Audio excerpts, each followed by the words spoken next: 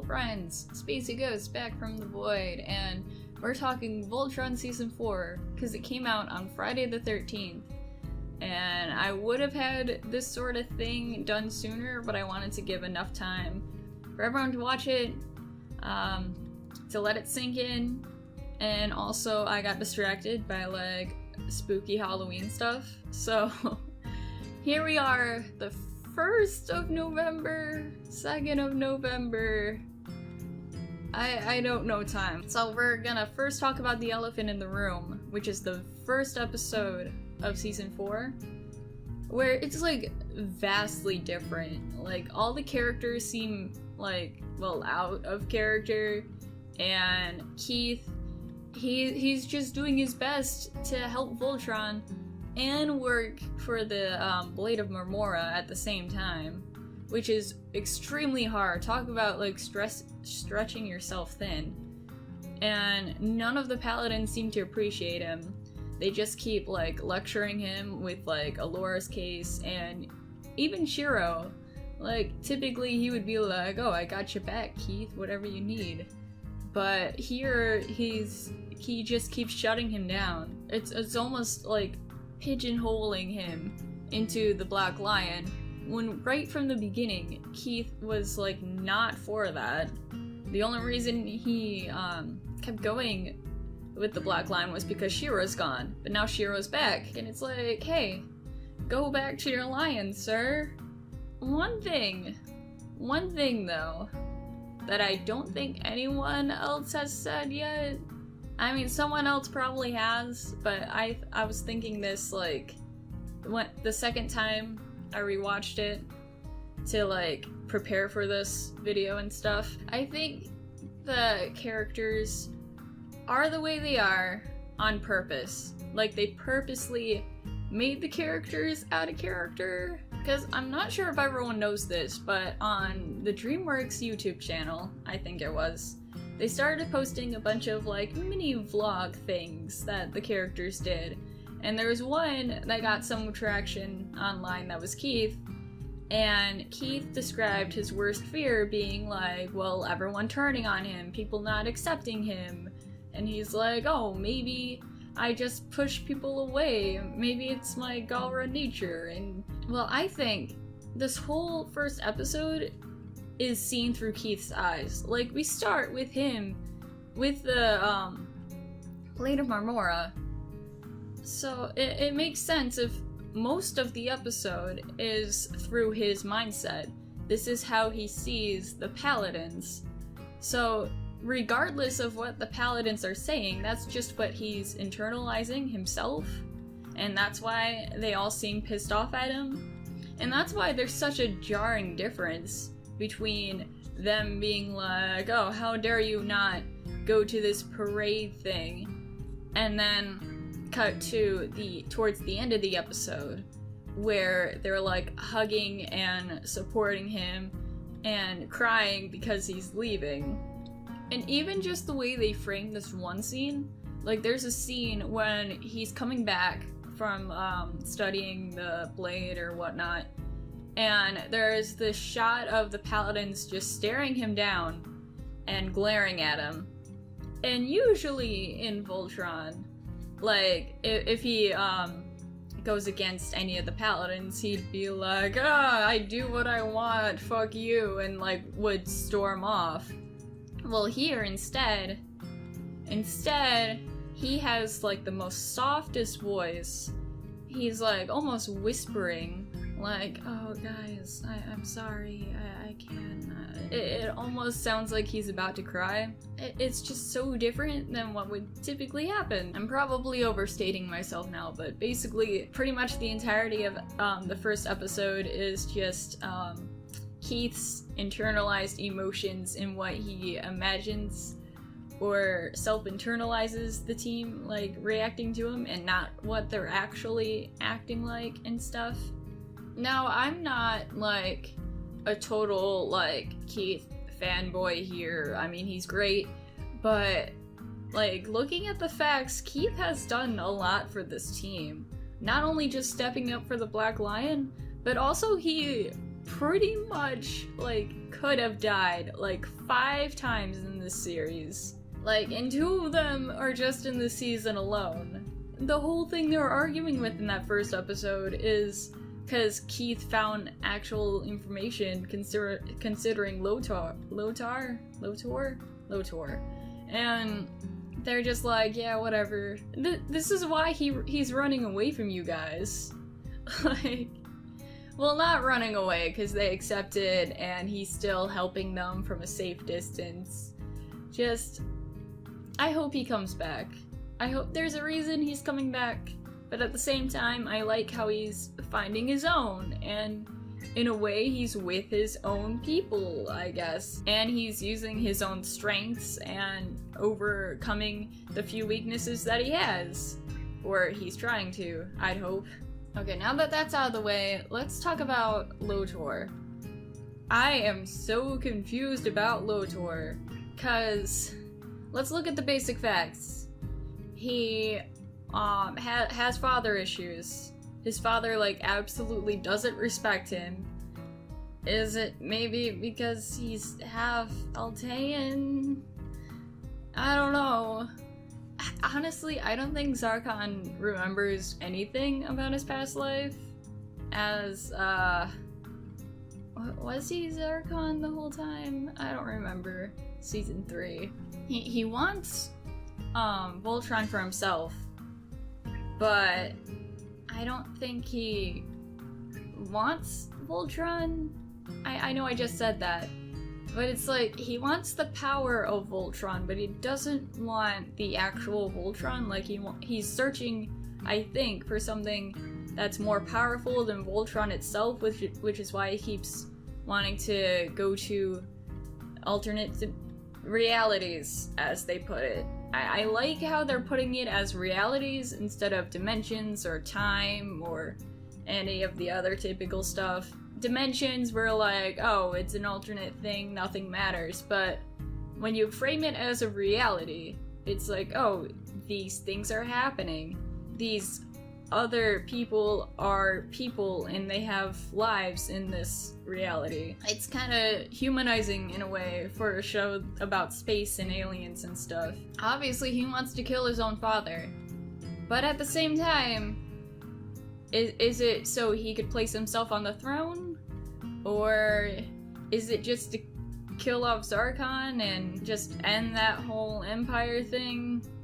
Cause even though Lotor, like, he acted as the replacement for Zarkon, he didn't really do any relegating with the empire.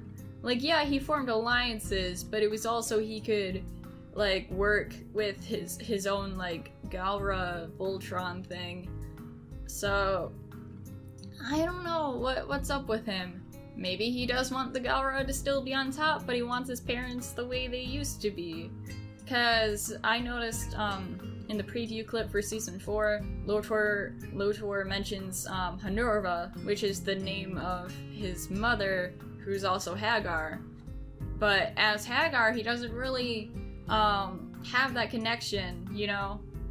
But when he's talking about Hanurva, he has almost this wistfulness, nostalgia about him. So maybe he doesn't like what his parents had turned into. I mean, I don't blame him. They, like, absolutely shit all over him. And his own father had, like, sent out the entire, like, his entire race to, like, exterminate him. Maybe I had something with what I was saying. Maybe we're gonna be proven wrong. I mean, who knows what's gonna happen with Lotor, like, defecting to Voltron now. With that, I think it's not gonna last long. Cause I think he's only using Voltron to get what he wants, and he's probably gonna backstab the paladins, whether he wants to in the end or not, just to get through to his goal. Cause with what we've seen with Nardi? Yeah, Nardi. He will do anything for whatever his plan is. I'm sad that Nardi's gone too. She was one of my faves. I was hoping they'd keep her on longer, but I figured, like, she's mute and blind. They don't really have to worry about firing a voice actor for killing off Nardi. And also, in a way, I guess it gives kind of an origin for the cat, because in the older series, the cat was actually Hagar's, which I guess still what used to be Hagar's, but then like Nardi had it, and now the cat's probably gonna go back to Hagar and stuff. But I kind of saw it coming. Not really in that episode, but I figured they were gonna kill her off. Although something tells me that she was like wanting it to happen, because she already has some kind of psychic powers. So I'm sure her and Hagar like noticed each other in a sense. But Nardi, I don't know, maybe Nardi was afraid Hagar would do some shit if Nardi like told people or made some kind of ruckus like paying attention to that fact. So I think she trusted Lotor to figure out what was going on, and then trusted him again to like kill her off so that she wouldn't have to suffer whatever fate Hagar would have in store for her if she, you know, let people know that she was being mind controlled. Or now that I think about it, maybe we're not supposed to know Lotor's plan, because towards the end, Aksha's like, oh, we gotta tell Zarkon about Lotor's plan. So maybe there'll be an episode in season 5 where they basically lay it all out for both Zarkon and the viewers. And what if it's some like big plot twist and stuff? I don't know. Who knows? Not until season 5. Which I'm really sad they didn't like already have a date or something for it. I mean, I don't blame them, because 3 and 4 used to be one season, so of course they would know when season 4 was gonna go down. But I'm just sitting here rocking back and forth like, I just need a date or something. Just give me a month. I don't care. One thing I do appreciate, not to call back on what we already talked about, but one thing I appreciate is how they had Keith being alienated, sorry for the pun, by the paladins. So then in turn, he leaves the paladins. I mean, he's still working for Voltron, but he's not piloting any of the lines anymore. And then at the end, we have Lotor being alienated by his father. So then he ends up defecting to the paladins. I like those parallels. And also, especially since both Keith and Lotor are half Galra, it warms my heart in a weird literary sense.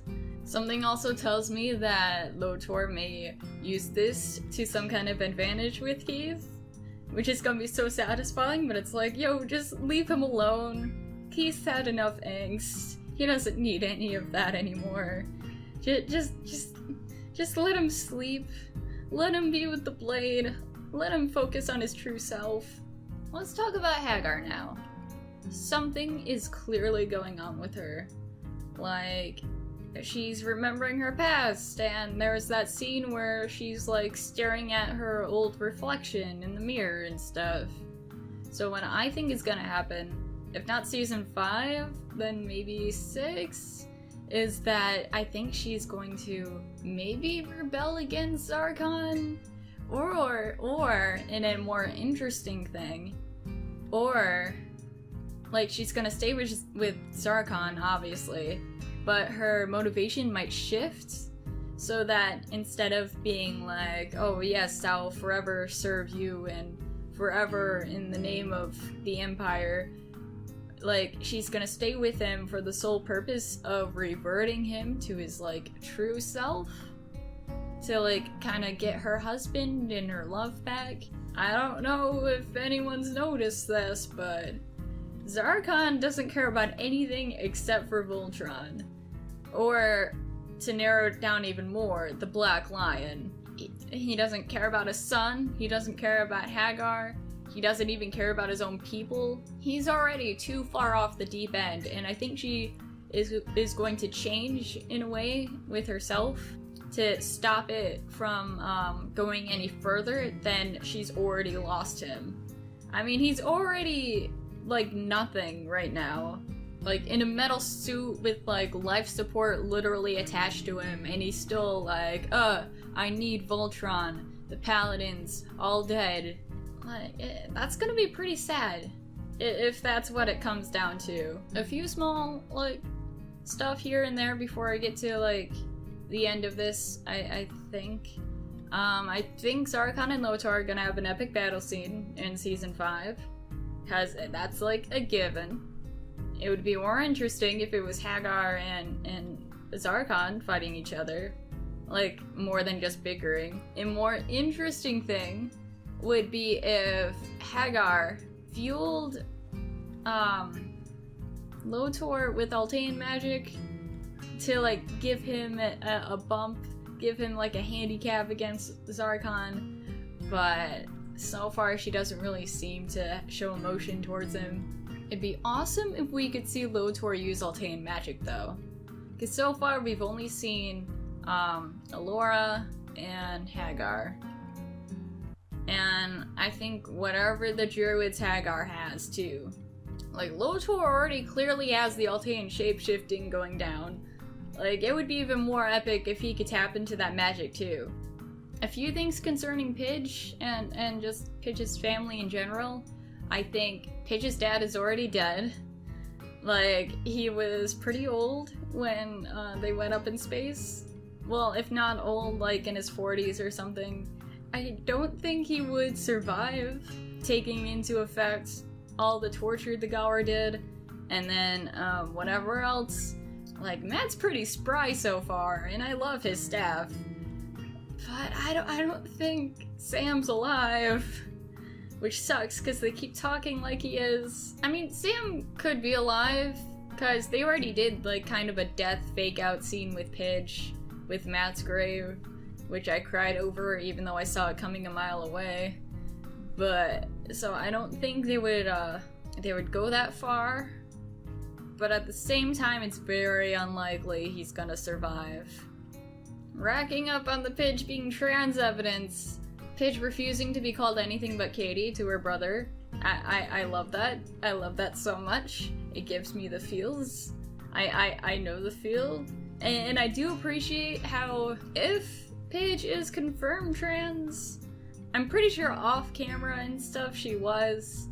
Like, maybe at some convention or something. So far they haven't done any, like, actual confirming on the show. I do appreciate how it's not like, oh, flashback to when Pidge was younger, here's insert birth name here, and usually when it comes to trans people, cis people are like, oh, what's your birth name? Like, that's pretty much the one thing they, like, demand to know.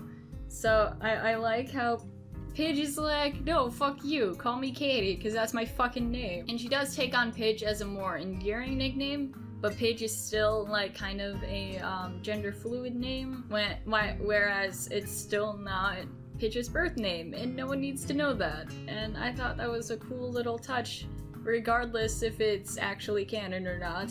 It's canon in my heart, though. There's a thing that struck me as odd, though, in the flashback scenes, when it's Pidge in the classroom. What the teacher is teaching about, I think, has to do with DNA. DNA is data storage, which is an oddly specific thing to be teaching in a class. It was either the teacher teaching it or it was something Pidge suggested. Well, either way, that might have something to do with Shiro and the cloning experiments, because they talked before, again, in an offhanded thing about how they could store data into his metallic arm and stuff. Well, what if, because the Gaura, they're like super high-tech aliens and stuff. What if it's not, like, really the metal arm itself? What if they literally grafted into Shiro's DNA, or the DNA of his clones, like, data storage to download information? Like, that would be really fucked, but really cool at the same time, coming from the scientific side of things. Also, in this season, we kind of got our own little, like, Space Mall episode called The Voltron Parade, where it's literally just the paladins trying to gain sympathy or empathy or just, like, followers to join the coalition, as the theme has been this season. Koran also takes drugs, and they all become, like, caricatures of themselves some would say like they're making fun of the fandom, like the Ember Island players episode of Avatar. Now the thing is, as entertaining as the Voltron Parade episode was, like actual tears were falling on my face because of how much I was laughing, like my sides were hurting. It's still a completely skippable episode. I skipped over it when I was going over and taking notes and stuff for this. I didn't miss anything like epic or something for skipping over the Voltron Parade episode. Like, you still get that they got followers now and stuff, which is something they've been working on this whole season. I was trying to think of what made Space Mall so different from the Voltron Parade, and I think I got it down to that even though Space Mall was a fantastic episode from a comedic standpoint, but the plot was always present, in a sense. Yeah, these characters are all separated and they all got hijinks going on that's different from, like, whatever, but the goal that they had set is still in place, I guess. The Voltron Parade, even though their goal is to, like, gain support and stuff, it all seems to be, like, very pushed into the background, while the focus is more of the characters acting silly. And if you cut out Spaceball from Season 2, then it's like, oh, how did Shiro, like, bond with Black? Oh, how did they get the lenses? Cut out the Voltron Parade, then it's like, oh, they're trying to gain support, and oh, word must have spread between the planets and stuff, and wow, people actually love Voltron. Like, it's not that far of a stretch to me. It just seems like the obvious direction to go. Still an amazing episode. Just, you really only have to see it once. Although I do love the stick people, the Peepos. Those are like my favorite aliens so far. To close this, I would go into how Season 4, like, works as a whole, but to be honest, I don't really think it is a whole, in a sense. We all know that they used to be one season and then they got split up for reasons. Like, as much as I enjoyed Season 4, it doesn't feel like a full season. It feels like part of a season. Same kind of with Season 3. But at the same time, I don't really think they work as two halves of each other. Like, I feel like if they gave Season 3, like, 2 more episodes, like if they didn't end with just that origin story thing with L4, then I think it would have been good on its own. Season 4 though, it feels like it's missing like an entire half that has nothing to do with all the events that have to do with Season 3. Like, it feels like they had a full season of 4 and then they like cut out the beginning and they're like, there you go, give it to the fans. No offense to DreamWorks or anything, that's just my opinion and stuff, and I still enjoyed it, I still loved it, all the episodes are still amazing, and it feels like there's something missing there. I think those are pretty much all the points I wanted to talk about. Let me know other theories and stuff you guys have down below. It doesn't matter if I'm wrong or whatever, these are just my opinions that I thought of, like, after watching Season 4. I'm super excited for Season 5. Will it be next year? 6 months? Tomorrow? I don't know. But it'll be amazing nonetheless. I'll see you guys in the future. Bye!